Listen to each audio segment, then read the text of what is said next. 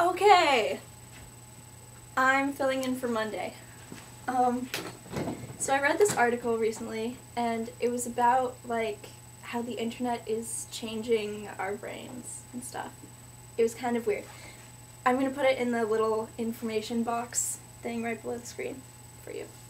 So you should read it, because it's kind of weird, and that's basically what my video is about. So, the article says that using the internet a lot changes the way that we think and turns us into more shallow thinkers. Even though computers help us to practice, like, faster reading and, like, pulling information out of articles really quickly, it doesn't help us practice, like, problem solving and critical thinking.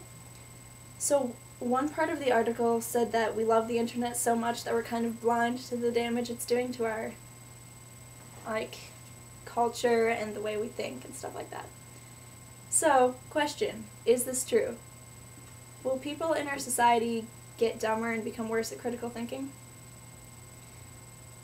I usually laugh at people who say stuff like that because practically everyone uses the internet now and technology in general. So the thing that disturbed me the most was that the article said that the way that our brains work, like, changes after we use the internet a lot. So they tested, like, a bunch of different people who were experienced internet users and people who weren't. And, like, the experienced internet users, like, their brain was, like, all over the place and they were, like, trying to focus on all these different things. So yeah, that was kind of interesting. So, another question. Is the internet really ruining our brains? Ruining is kind of a harsh term, but you know what I mean. So, the article says that, like, whenever a link appears or there's an ad on the side of it, your brain has to make the choice not to click on that or to click on it. So, like, advertisements and images and videos make this focusing even worse. I definitely believe this because I've experienced it. I mean, like, just looking at a web page, I might, like, get distracted and click on a different web page.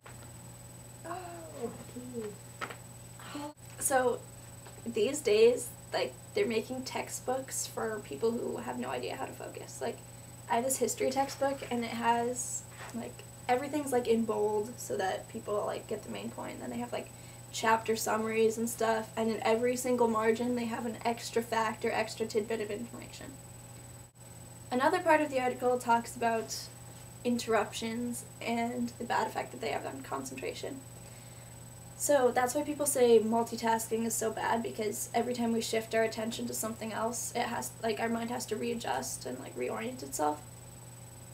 Ironically, all this information I'm telling you, I found out from the internet. Gasp. So basically, the internet cannot be all bad because we use it so much to find information that we need. So, pros and cons for the internet. On the positive side, it's an easily accessible source of information. It makes it easier to write research papers and find random facts. It also makes it possible for people to express opinions and communicate their opinions by using, like, blogs and this YouTube channel, which is awesome.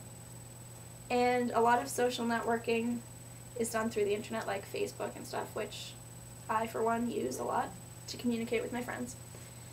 So, on the flip side, it's possible that reading things on the internet makes it harder to absorb information because you're constantly distracted. Or, like, reading a book might just be better with that. So, what do you guys think? Is the internet doing more harm than it is good? Because, personally, I think that the internet, just like all other tools, can be used for good or bad. As long as you're still, like, exercising deep thinking by doing lots of physics problems and reading books, then you should be all set. So, I think I'm gonna go read a book now.